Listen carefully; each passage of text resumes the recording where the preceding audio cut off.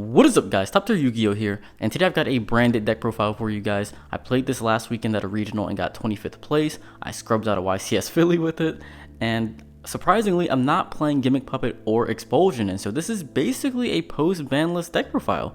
So let's go ahead and get into the list. So to start things off, we've got 3 copies of Fallen of Albaz, 3 copies of Aluber, 2 copies of Cartesia, and then 2 copies of Quim. The second Quim was actually really good. First of all, just drawing him more often and being able to have him when activating that first Branded Fusion, comboing off from there, was extremely powerful. But then just having the second in deck really helped you follow up and then continue your plays on turns 3, 4, and 5. So 2 Quims, I think, should be the standard despite not being it yet.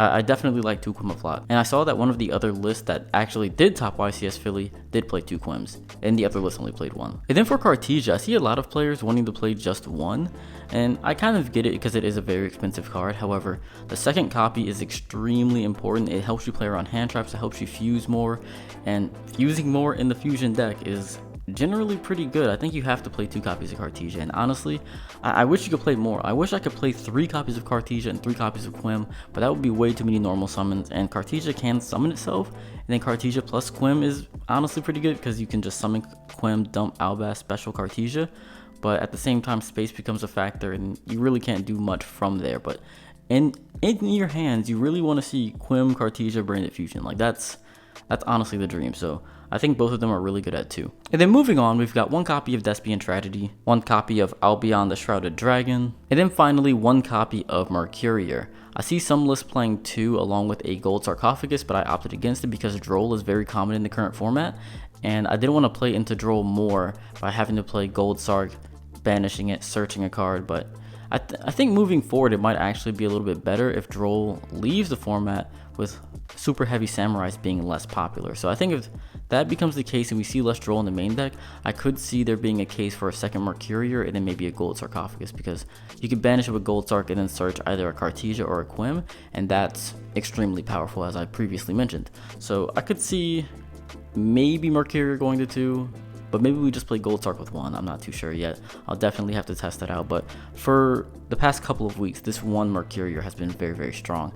It's also good just going into Kashtira boards because you can send it off with a Branded Fusion and get that effect as well. So there are plenty of ways to utilize both effects of Mercurier. So it's been extremely powerful for me. But overall, I've been very happy with this lineup of Avenged monsters. And then probably the most surprising card that I've been playing in place of Gimmick Puppet and without Expulsion has been 1 copy of Jowgen the Spiritualist. And so I opted to play this instead of the Gimmick Puppet because, first of all, I didn't have Expulsion, which is insane. It's a common, but I found that Jowgen was actually really good. It's a lot easier to go into the Gimmick Puppet. Like, the combos are far, far simpler. Like, if you're trying to play under Nib or play under Droll, it's very easy to just go Branded Fusion, send Jowgen, Albaz, make Sanctifier, and then on your opponent's turn, swim back to Jowgen, give them something else, and then your opponent can't play. So again, super heavy, especially considering all their monsters, for the most part, have less than 1300 attack. They can't attack over it if they normal summon, and it's very difficult for them to play through it. And it won me a lot of games. Like, Jowgen was very, very strong. So most of the time, my end board would be like Albion, Jowgen, and then either Queridus so they can't attack over it, or if I had an extra Fallen of Albaz, I could make a Mirror Jade. So it would be like, you're not attacking over it, Mirror Jade deals with a lot of other things, and then Jowgen itself is just really, really strong. And then even the Queridus was just, again, very, very strong. You're not attacking over it, and then if you're not special summoning, you're normal summoning or setting, and this is just too much pressure. So you just start attacking over stuff. The other really cool thing is that if you have like a really big board, if your opponent has a big board, the Jowgen effect comes up to clear it too. So I really liked Jowgen. That was really, really, really powerful. It was also good going second in a lot of cases, which is something that Gimmick Puppet didn't have going for it. And so there were times where you could summon Jowgen into a field with your normal summon, and an opponent has to deal with that. Like, either they have a negate or they have to deal with it on summon. So you have to use your Arise Heart to banish it. You have to, do whatever you need to do to get this off the board, or else your field just gets wiped. So it was really good in that regard as well. Yeah, Jowgen was just good. It was just powerful. It is a little bit weaker in its ability to lock opponents out of the game because Gimmick Puppet has a lingering effect versus Jowgen being a continuous effect, and that makes a big difference, to be honest, because there were games to where like your opponent just has a Book of Moon for the Jowgen or some other answer for it, whereas if you give them the gimmick puppet, that lasts for the entire turn, whether it leaves the field, flip face up, face down. Like, there's no way to deal with it. Another thing that came up with Jowgen was like tribute summoning the Jowgen for something. So again, there are some slight differences, but I think you can definitely play the Jowgen and be successful with it. So Jowgen was really good. Has pros and cons for sure though. I'm not sure which I'll play moving forward. Definitely going to test out both with other changes to the list as well. And then finally, to wrap up the monsters, I just have a couple of hand traps, such as 1 copy of Ash Blossom, copy of Ghostmourne, 1 copy of Ghost Ogre, and then 1 copy of Imperm, which isn't a monster, but we're going to put it in here anyways. We only played these 4 hand traps. I didn't play any more. And the reason for it was because I wanted to keep this main deck at 40 cards so that I have the highest potential chance of drawing in the Branded Fusion and other extenders so that I can play optimally. I didn't want to increase the number of cards in this deck just so I can have more hand traps, because it felt that like opening just 1 hand trap wouldn't be enough to stop anything. And then to open up 2, I'd have to play so many hand traps that I'd be playing like 45 plus cards, or I'd have to cut other cards. It didn't make sense for me. So I wanted to really not focus on hand traps too much, but rather focus on the ability to break boards and the ability to play through hand traps myself. So I only played these ones mostly for crossout targets. So like I would never choose to play these 2 cards right now, but because they're so common in other decks, like Super Heavy plays Ghost Mourner, I guess we don't have to deal with that too much anymore. And then Ogre is also in the format, and I did not want to have to deal with either of them, because Ghost Mourner would hurt a lot on the like, it's something that you could use to disrupt the ambiance on the back of Jowgen. Like, you can negate that with the Ghost Mourner, or you could be negating a Fallen of Albaz, a Quim. Like, it just came up too many times to where Ghost Mourner would be an issue, and then Ogre on a Quim actually can hurt. So I wanted to play around that as well. And of course the Imperm on like anything really can hurt, like on the Albaz on like a really weak hand. So again, I wanted to have that in the deck as well. The downside though is that if you're playing super heavy, you don't have to deal with this. If you're playing not super heavy, you don't have to deal with the Mourner. So it's kind of tricky to get the lineups together, and I think I maybe should have made a few more concessions in that regard, really in general, of what decks I'd be fine losing against, to kind of predict the field a little bit better. But it's tough when the format is so wide open like it was. Well, I mean, it appeared wide open. It's wide open in representation, but not wide open in terms of results. So it's definitely tricky to prepare for sure. But yep, these are the only 4 hand traps I played. And then moving on to the spell cards, we've got 3 copies of Branded Fusion, 3 copies of Branded Opening. This card was insane. I really want to see it in every single hand. Like, if Branded Fusion is the best card in the deck, Branded Opening is the second best card in the deck, because it gets you to your best card in the deck by getting you to an Albaz, which can search it, but it can also get you to other cards like Branded Lost if you already have your Branded Fusion, Branded Already if you want to play around cards. It can get you to Quim, which can get you to your Cartesia or to other plays.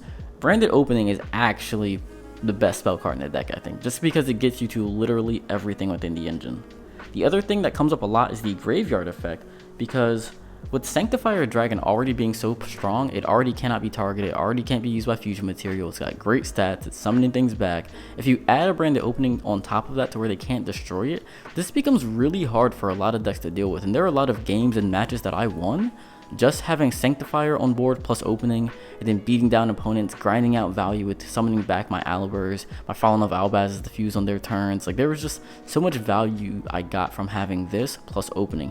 And then with Albion, you can keep sending openings to the graveyard. So Branded Opening is really, really good, especially now. Now we've got 3 copies of Fusion Deployment, which can get you to your Fallen of Albaz or your Cartesia, both of which are extremely important, so this was very necessary. And then 1 copy of Branded in Red. Both of these were fine. I did wish that I had a second Branded in Red sometimes, but you know, you don't need it. 1 is enough. And again, I really want to keep at 40 cards, so this is very, very good. I don't think you could change any of this outside of maybe adding more copies of Branded in Red if you really, really wanted to, but you also really don't have to. But this was good. And then for the other spell cards, which honestly won me most of my games, we've got 3 copies of Crossout Designator. Again, having this to stop an Ash on the Branded Fusion was so clutch. It happens so often.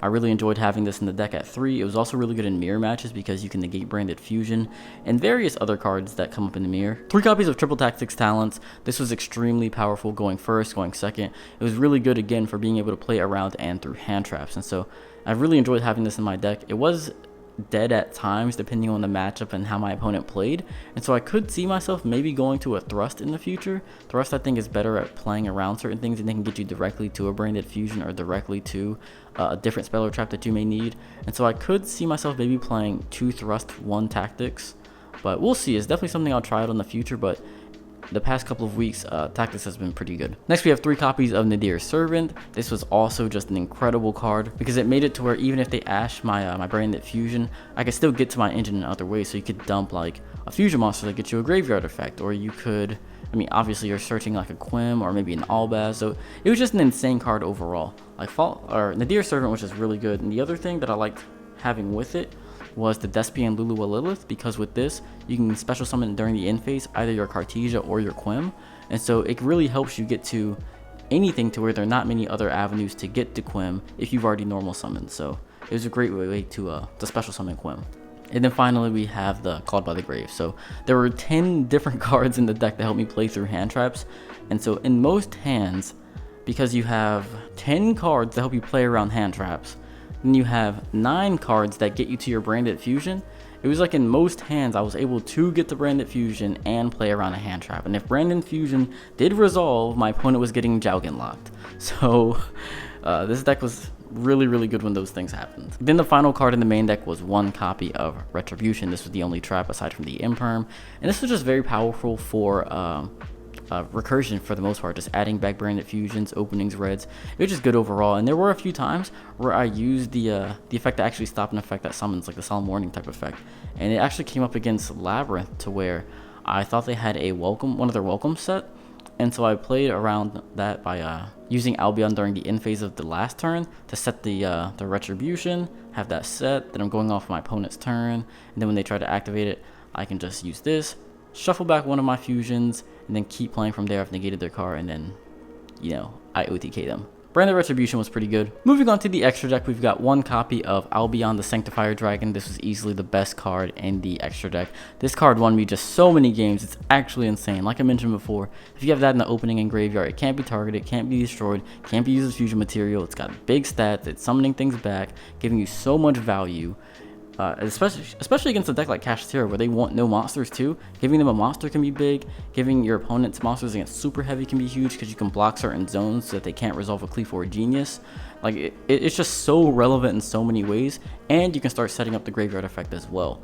So like you can give your opponent monsters in those zones to where if this leaves the field, all they got to do is maybe put something in the extra monster zone. You got something in your extra monster zone, and then you bring it back. Like, I didn't resolve it, but you can start setting up for it at least. So Sanctifier Dragon is really good. Then we've got 2 copies of Mirror Jade. Obviously this is an incredible card. Mirror Jade really carries a lot of games, and most decks still have trouble dealing with it, and a lot of players still forget about that effect when they make it leave the field. So definitely punishing people with that. 2 copies of Albion, and then 1 copy of Lubellion.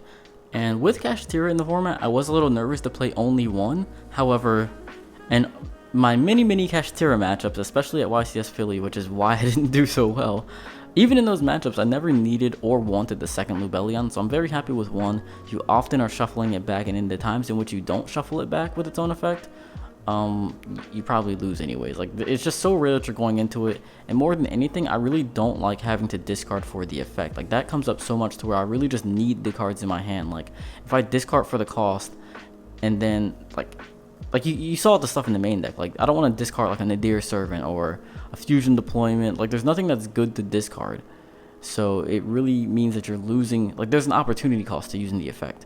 So if I don't need it to get to a Mirror Jade, if I don't need it to get to an Albion or whatever I'm trying to go for, then I don't want to have to risk discarding whatever it is in my hand that I could. You know what I mean? Like, there's no good discards, so I really didn't go into it that much unless I absolutely needed it.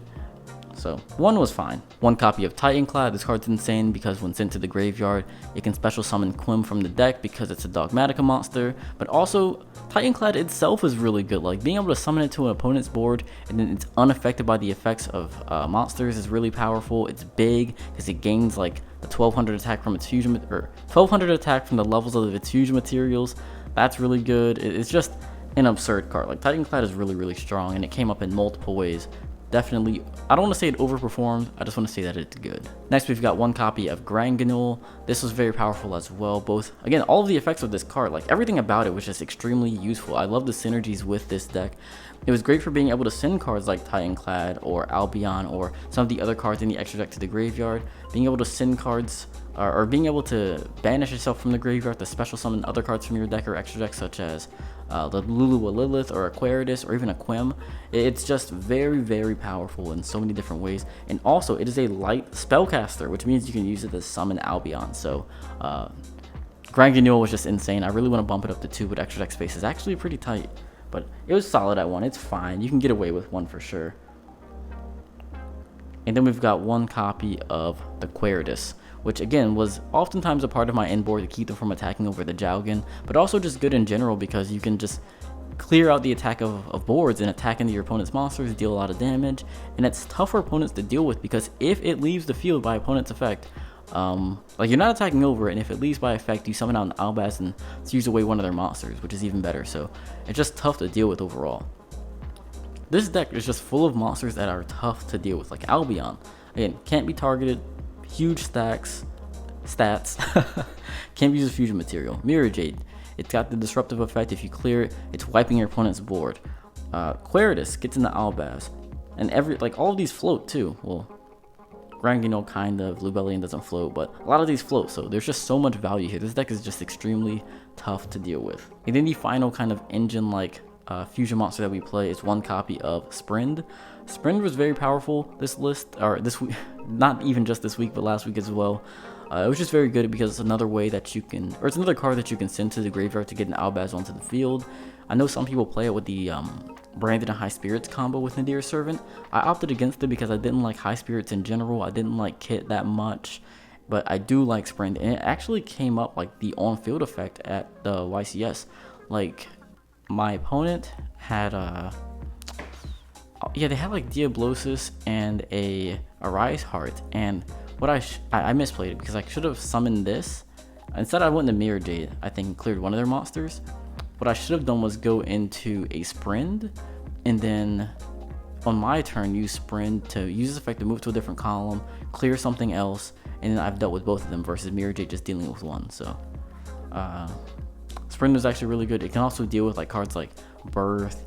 It can deal with Scales. Like it also destroys spell and traps. Like it's all face-up cards, and so I think that's actually really useful. So 1 copy of Sprend, and then to wrap up the extra deck, we've got 1 copy of Dracostepelia, 1 copy of Guardian Chimera, 1 copy of Malong, and then 1 copy of Lulu Lilith. Most of these are pretty standard, but I know the Malong is a little weird. I wanted to play it as something I can send with Yugioh or Nadir Servant, as just a way to disrupt opponents in the case of Yugioh. Because it felt like there were some times where I would have a Cartesia on board and like an Albaz, and I wanted it to be something disruptive rather than just like Yugioh dump an Albion or something. Like I really wanted to make it a play that I could interrupt with, and Malong was kind of the way to do that. And same with Nadir Servant. So like if my opponent had like a floodgate, like I was playing Labyrinth one round and they had a skill drain up, and I activate Nadir Servant, dump Malong, bounce the skill drain, and then I can start playing from there. Like I can't fuse from the extra deck because of the Nadir Servant, but I was able to end on a board of like Quim, Cartesia, and Fallen of Albaz, and then that allowed me to start playing on my opponent's turn, and then I was able to get a lot of advantage from there. So Malong was solid. It's kind of tricky. Like it's good, but at the same time, again, there's an opportunity cost of playing it like any other card in the extra deck, and I think I would maybe rather play, or at least I would like to play a 2nd copy of Yugioh. And then Lulu Lilith was good, Chimera's good, Dracostepelia was good, but also this is only 14 cards. And so that final slot of the extra deck I had been changing around a little bit, kind of between these 3 cards. So in the Richmond, I played Masquerade, and it was actually pretty awful. Like most of the games were decided well before damage came up, and a little 600 damage wasn't doing anything outside of time situations. And in the one time situation, it was actually against Michael Baker, who topped that regional, got 6th place. He was my only draw. Like we were each other's only draw. And in game 3, I go first, and I end on a board of Albion, Jowgen, and Masquerade. And like on his turn, he just doesn't activate anything. So he doesn't activate anything, and so like time was just called. He doesn't activate anything, and so it's game. Like, or not game, but it's a draw. So it's like, depending on how much time is left, your opponent can just not play, you know, or they can like set a card. Like there's like weird ways you can play around Masquerade to make it not game. And so I kind of took it out because I figured it wasn't coming up that much, and the one time it did come up, it wasn't that good. But there's still an argument for it. At the YCS, I played Red Eyes Dark Dragoon because I thought there'd be a little bit more Kashtira, which there was, and there was way too much of it for my liking. But Dragoon is good in that matchup because it's tough for them to deal with. It can destroy their Xyz monsters. It's just a good card overall, but especially in that matchup. And then Rim is what I should have been playing this entire time, but I did not have it until after the YCS. Like, I had ordered one on TCG Player and it didn't come in time, so I just didn't have it, couldn't get it at the regional, couldn't get it at the YCS, and it's like, it's tricky because for both of them I had to submit deck list the day before, so I didn't want to put it on my deck list and risk not getting it. So I just played without it, and honestly it made the cash matchup a lot harder. It made a lot of matchups a lot harder. So definitely should be playing Rinbrum for sure. Two other cards I want to mention are Lubellion and Ghost Bell. For the regional, or sorry, for the YCS, I was playing Ghost Bell instead of Ghost Mourner because I felt that there would be more Ghost Bells being played and I wanted to play around my opponent having it, so I wanted it as a crossout target.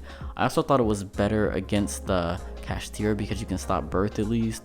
Also against Super Heavy, you can stop the Scarecrow, like the Link one. So I felt that Bell was solid too, so I opted for that in the main deck. And it was okay. It was solid for sure, but it didn't make a huge difference. And then the other card I want to mention was the Bestial Lubellion, and then the exclusion of it and any other Bestials from my main deck. And I didn't really like them that much in the main because I felt that they only served the purpose of searching Lost.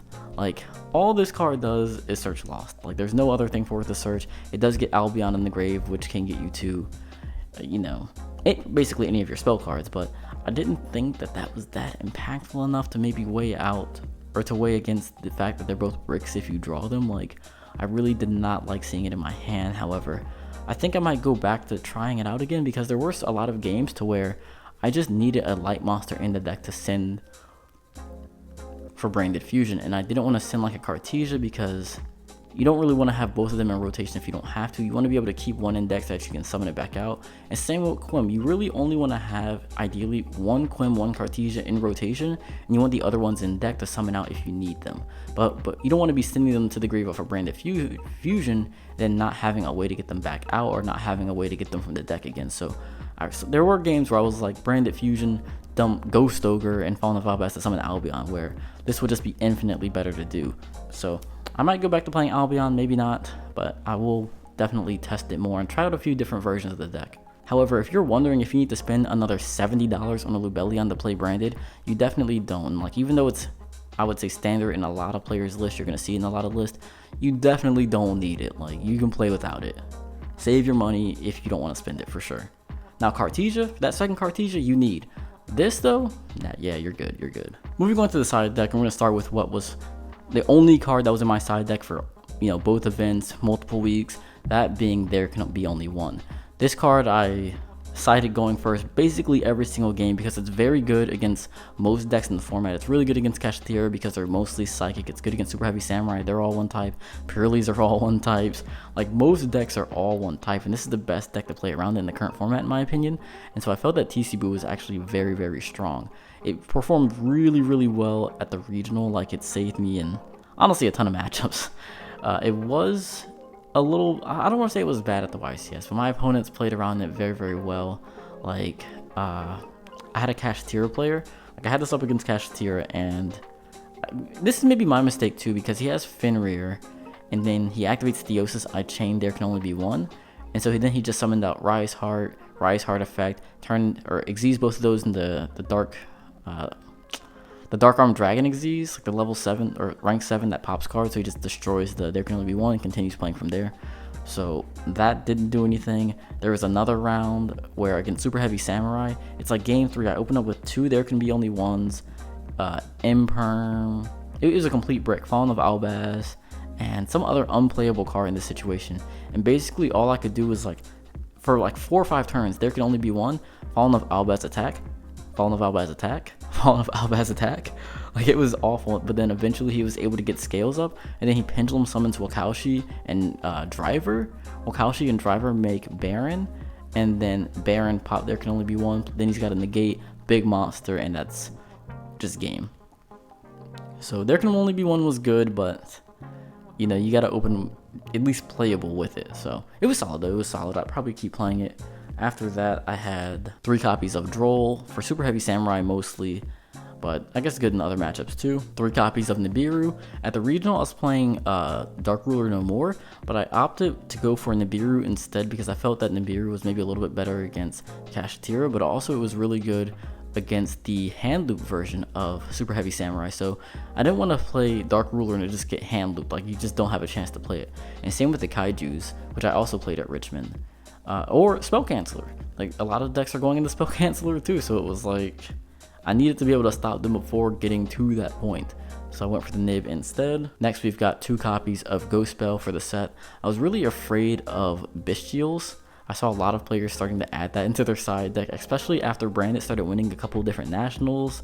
I was like, oh my god, I cannot lose to like a Magnamut. So I opted to try to counter side in matchups where it would make more sense, such as Super Heavy, or even some Kashtira players were siding them. So I felt that I wanted to play this. It's also really good in the mirror match. Mirror match also sides Magnamut, so yeah. Ghost Bell was pretty solid. Also against like Labyrinth, it was just good overall. I didn't resolve it too many times, but in theory it would have been powerful. Not sure if I'll keep it. I'll probably change it. Honestly, I should be siding Magnamuts, but I don't have any.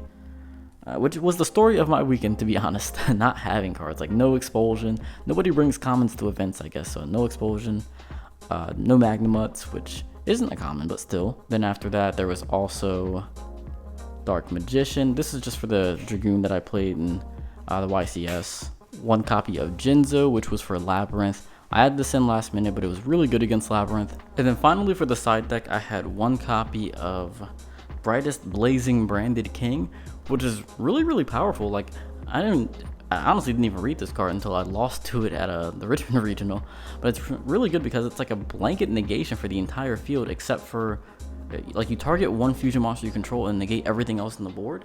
And so what happened a lot was I would have like an Albion, which again cannot be targeted, cannot be fusion material, great stats, bring stuff back, and I have it with a branded opening, so it cannot be destroyed.